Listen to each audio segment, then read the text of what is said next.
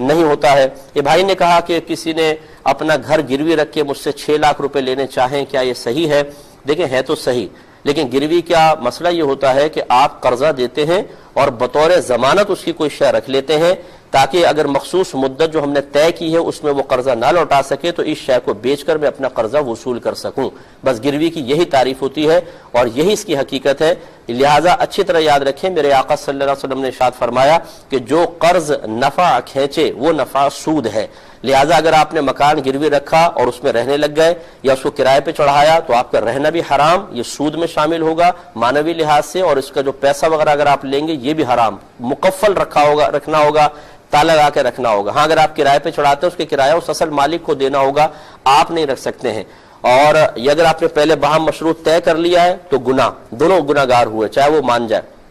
اور اگر معاشرے میں معروف ہے آپ کے علاقے میں تو المعروف کالمشروط، چاہے آپ طے نہ کریں پھر بھی آپ کے لیے گناہ ہے۔ اور تیسری صورت ہے کہ آپ صاف منع کر دیں کہ صرف رکھوں گا میں، کرایہ وغیرہ پہ نہیں چڑھاؤں گا، یہ معاہدہ ہو گیا، پیسہ دے دیا، بعد میں اس نے کہا اگر آپ چاہیں تو آپ رہ لیں، چاہے تو کرایہ پہ چڑھا لیں، تو معروف بھی نہ ہو مشروط بھی نہ ہو، خود وہ خوش دلی سے اجازت دے دے تو اس کی گنجائش نکل سکتی ہے۔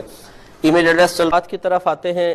پچھلے پروگرام میں آخر میں کویسچن ہوا تھا کہ کسی شخص نے میرے پاس ایک گھر گروی رکھوایا ہے 6 لاکھ کے بدلے میں، کیا یہ صحیح ہے کہ نہیں؟ تو میں نے آپ کو سمجھایا تھا کہ گروی کا یہی تصور ہوتا ہے کہ آپ کسی کو قرضہ دیتے ہیں، اب وہ بطور ضمانت، مثال یہ آپ بطور ضمانت اس سے کہتے ہیں کہ اس قرضے کی وصولی کی کوئی ضمانت کے طور پہ کچھ چیز میرے پاس رکھوائیں تاکہ مجھے یقین حاصل ہو کہ آپ میرا پیسہ دیں گے، اور وقت پر اگر نہیں دیں گے تو میں اس چیز کو سیل کر کے اپنا اماؤنٹ حاصل کر لوں گا۔ تو یہ جو چیز آپ اپنے پاس رکھتے ہیں اس کو گروی رکھنا کہتے ہیں۔ یہ شے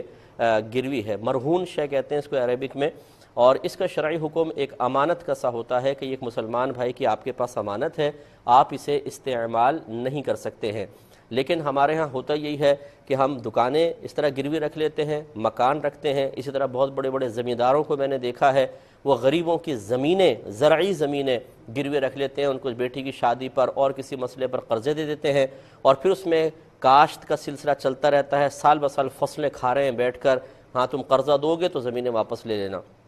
اس طرح دکانیں اور مکان کرائے پہ چڑھا دیے جاتے ہیں، ان سے فائدہ حاصل کیا جاتا ہے۔ کسی شخص نے اپنی اسکوٹر گروی رکھوا دی، یار مجھے بہت ضرورت ہے اس وقت 25,000 کی، مجھے دے دو، یہ اسکوٹر رکھ لو، وہ اسکوٹر استعمال کر رہا ہے، چلا رہا ہے، ادھر ادھر گھوم رہا ہے، پھر رہا ہے کہ جی تو یہ یاد رکھیے کہ یہ آپ نے جو کچھ دیا ہے یہ قرض تھا اور اس کی یہ چیز آپ کے پاس امانت ہے، امانت کو آپ استعمال نہیں کر سکتے۔ اگر آپ کریں گے تو یہ گویا کہ قرض پہ نفع لینا ہوا، اور قرض پہ نفع لینا سود ہوتا ہے، آپ گناہ کبیرہ کے مرتکب ہیں، اور آخرت میں آپ کو اس کا صحیح انجام پتہ چل جائے گا۔ ہمارے امام اعظم ابو حنیفہ رضی اللہ تعالی عنہ کا تقویٰ دیکھیے کہ آپ ایک جگہ جنازہ پڑھانے کے لیے دوپہر میں تشریف لے گئے، دھوپ بہت سخت تھی، کسی نے کہا حضور اس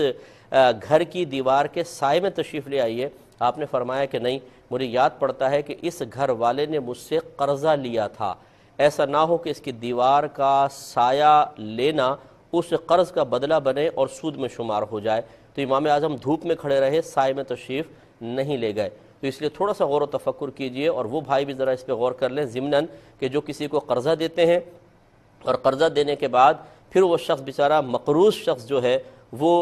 اس خوف میں کہ یہ مجھ سے اپنا قرضہ مانگے، مجھے بے عزت نہ کر دے، عنایات کرنا شروع کرتا ہے، اور ہم ان عنایات کو اپنا حق سمجھنا شروع کر دیتے ہیں۔ آج سے پہلے اس نے کبھی چائے نہیں پلائی تھی، لیکن جب قرض لے لیتا ہے تو چائے کی آفر کرتا ہے، ہماری دعوتیں کرتا ہے۔ یعنی اگر پہلے سے جاری ہو ساری ہو تو کوئی بات نہیں، لیکن نئی چیز اگر وہ پیدا کر رہا ہے، نئی چیز کو ایجاد کر رہا ہے، نئے انعامات دے رہا ہے، یہ عنایات پہلے نہیں تھیں اب سٹارٹ ہوئی ہیں، اور ہمارا غالب گمان یہ ہے کہ میرے قرضے کی وجہ سے ایسا شروع ہوا ہے، تو یاد رکھیے کہ اس سے اس طرح کی پھر مراعات لینا، عنایات لینا، انعامات لینا، سہولیات کا حاصل کرنا، یہ بھی سود میں شمار ہوگا۔ سختی کے ساتھ علماء نے منع کیا، اس پہ بھی توجہ کرنی چاہیے۔